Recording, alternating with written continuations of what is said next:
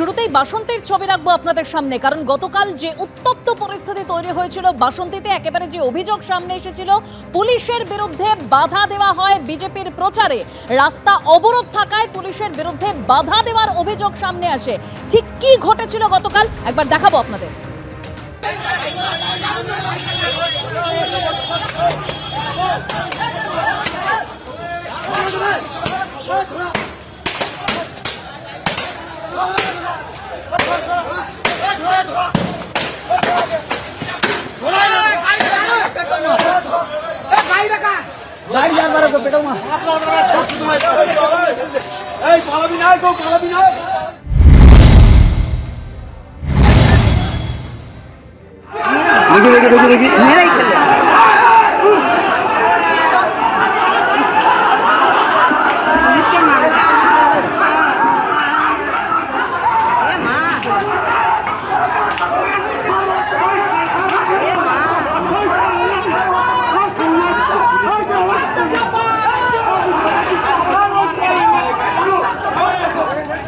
বাসন্তীতে পুলিশের উপর যেভাবে হামলা করা হয়েছে সেই ঘটনা এবার উদ্বিগ্ন কমিশন।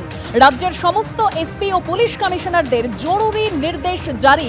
এই ধরনের হামলার ঘটনার শুরুতেই কেন্দ্রীয় বাহিনী ব্যবহার করতে হবে ওসিকে নির্দেশ দিয়েছে কমিশন। ঠিক কি নির্দেশ দেওয়া হয়েছে কমিশনের তরফে আরো বিস্তারিত আমরা জানবো আমাদের প্রতিনিধি ময়ূক ঠাকুর চক্রবর্তীর কাছ থেকে। ময়ূক, দেখো, কিছুক্ষণ আগে কমিশনের তরফ থেকে যে নির্দেশ, রাজ্যের সমস্ত যে পুলিশ সুপার এবং যারা পুলিশ কমিশনার তাদেরকে যেটা বলা হয়েছে যে বাসন্তীতে যে ঘটনা ঘটেছে সেখানে ঘটনা যখন শুরু হয়েছে তখনই ওসির উচিত ছিল যে কেন্দ্রীয় বাহিনীকে ব্যবহার করে দ্রুত পরিস্থিতি নিয়ন্ত্রণে আনা। শুধু তাই নয়, প্রয়োজনে ওসি এবং কেন্দ্রীয় বাহিনী আইন অনুযায়ী বল প্রয়োগ করবে সেই অনুমতিও কিন্তু কমিশনের তরফ থেকে দেওয়া হয়েছে।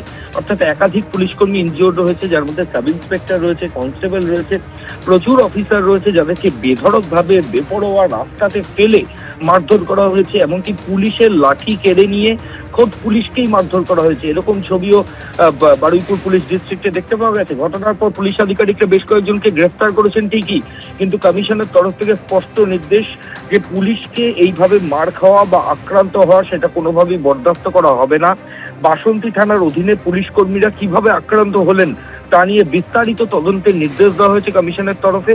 দায়িত্বে গাফিলতি বা ত্রুটি সেটা প্রমাণিত হলে সংশ্লিষ্ট যে অফিসার তার বিরুদ্ধে ব্যবস্থা নেওয়া হবে, কমিশন সূত্রে এমনটাই খবর।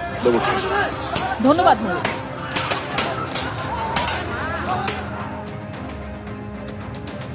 গতকাল বাসন্তীতে পরিস্থিতি এমন জায়গায় পৌঁছয় যেখানে পুলিশকে আক্রান্ত হতে হয়। একেবারে এসআই, বাসন্তী থানার এসআই সৌরভ গুহ, কনস্টেবল দেবাশিস হালদারকে রাস্তায় ফেলে মারধর করা হয়। দেখুন,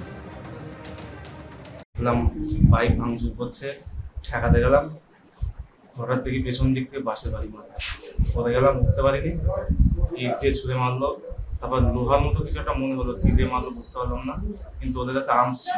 হচ্ছে কিন্তু কারা ডিস্টার্ব করছে আমরা জানতে পারবো। ডিস্টার্ব করছে, যেখানে একটা লোক আহত হয়েছে, আমি বলছি না, আহত অবশ্যই শুনবো, কিন্তু কারা ডিস্টার্ব করছে? আমরা তো তৃণমূলের কোনো র্যালিতে আমরা ডিস্টার্ব করি না, কিন্তু হঠাৎ কারা ডিস্টার্ব? আমি যদি মার না খেতাম তার তিনজন মরে যেত। উল্টে পিছন দিক থেকে আমাদের বাস দিয়ে বাড়ি মারলো, তারপরে থেকে মনে সম্ভবত একটা আর্মস দেখলাম, সম্ভবত আর্মস দিয়ে ঘা মারলো। মারার পরে আমরা ছুটছিলাম, তবুও পিছন দিক থেকে মারছে। পরিকল্পিতভাবে বাসন্তী থানার পুলিশ প্রশাসন এবং তৃণমূল কংগ্রেসের নেতা রাজাগাজী আমাদের যে সমস্ত বাইক, যে সমস্ত আজকের গাড়ি করে ছিল সেই গাড়িগুলোকে আজকে ভাঙচুর করেছে। তৃণমূল কংগ্রেসের নেতাদের সাথে প্রশাসনিক বন্ধু বিডিও অফিসার যুক্তভাবে আজকে টাকার বিনিময়ে বিক্রি হয়ে গিয়ে এই বাসন্তী বিধানসভা তৃণমূল কংগ্রেসকে জেতাতে চাইছে। তৃণমূলের এরকম দুর্দশা আসেনি যে ঝামেলা অশান্তি করে ভোট করতে হয়। রাজনৈতিকগতভাবে তৃণমূল কংগ্রেসকে না হারাতে পেরে একটা অন্য ইস্যু তৈরি করে নির্বাচনের বৈতরণী পার করতে দিয়েছে। ভোটের আগে ভোটের প্রচারেই উত্তপ্ত বাসন্তী, যেখানে বিজেপির প্রচারে পুলিশি বাধার অভিযোগ সামনে আসে। গতকাল বাসন্তীতে আক্রান্ত হন এসআই, যে ছবি আপনারা দেখতে পাচ্ছেন। অন্যদিকে কনস্টেবল দেবাশিস হালদারকেও মারধর করা হয়, রাস্তায় ফেলে মারধর করা হয়।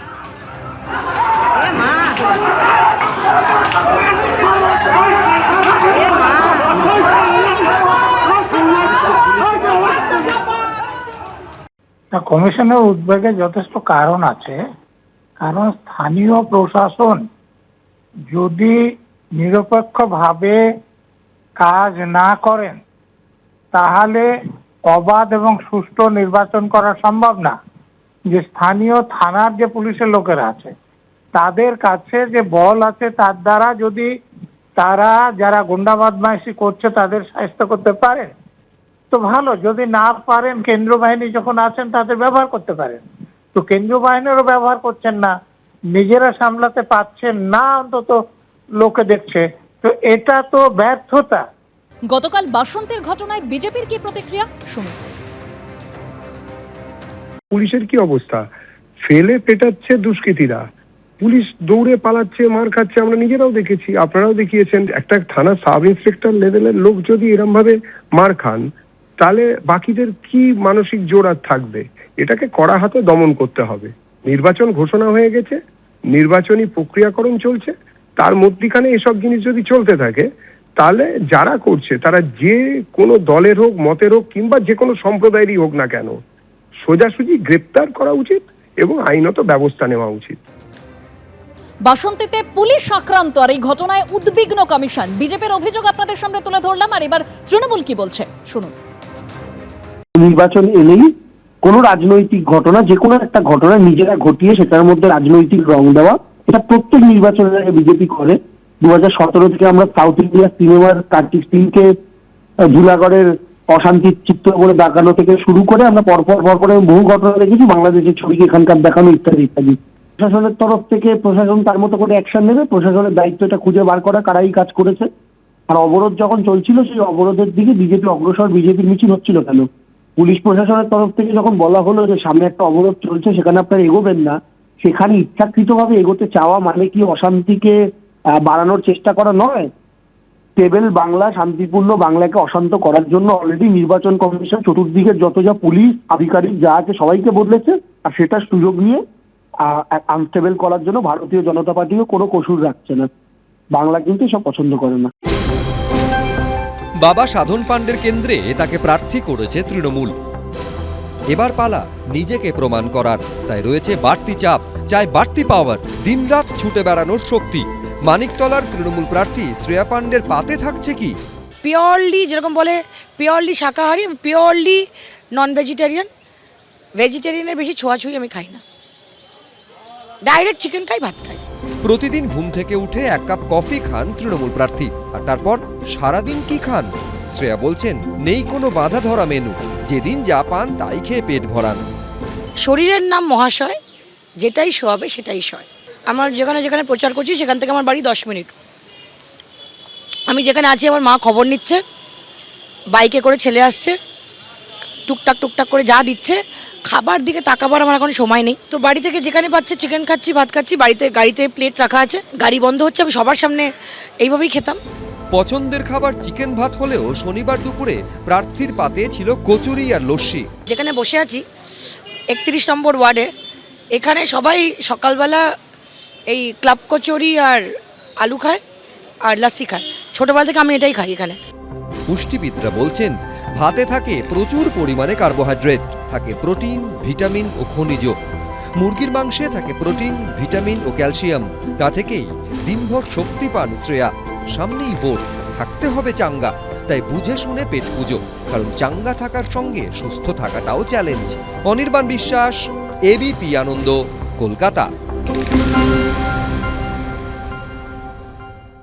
এবিপি আনন্দ, এগিয়ে থাকে, এগিয়ে রাখে।